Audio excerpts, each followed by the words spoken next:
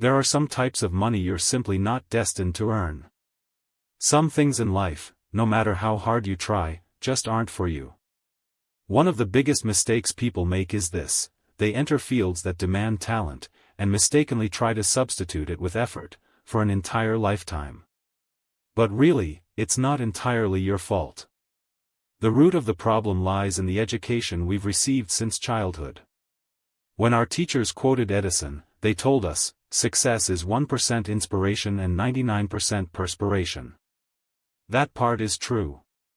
But what they left out was the second half of Edison's quote: "Without that 1% inspiration, the remaining 99% of effort is meaningless." Today, I found myself in Salzburg, Austria. A stunning old city filled with Baroque splendor, the magnificent Salzburg Cathedral and the best-preserved medieval fortress in Central Europe. But this city is known for something far greater. It is the birthplace of the god of music, Wolfgang Amadeus Mozart. I once watched the 1984 film Amadeus, which tells Mozart's story through the eyes of court composer Salieri.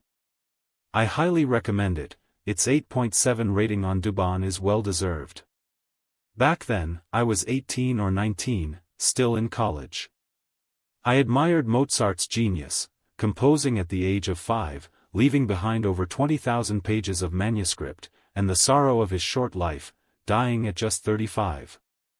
I was fascinated, perhaps even obsessed, with the brilliance of gifted minds. But now, almost 40, standing in the very house where Mozart lived, I finally understand the real lessons of his story, lessons that matter deeply to ordinary people like us. First, some people are born with extraordinary gifts. And the worst thing you can do is lose yourself in comparison. We tend to judge geniuses harshly for being arrogant. Mozart disobeyed bishops, Wang Bo wrote poems that defied royalty, Huazubing shot Li Gan in court. But that isn't arrogance, that's purpose. Genius exists not to conform, but to transform the world. What we call arrogance is often simply clarity, a recognition of one's role in the grand scheme. Second, hard work can make up for inadequacy, but it cannot replace absence. The difference between not enough and not at all is vast. If talent is the 1 in the number, effort is all the zeros that follow. But without that 1, no matter how many zeros you add, the result is still 0. Average, ordinary, is the norm of life.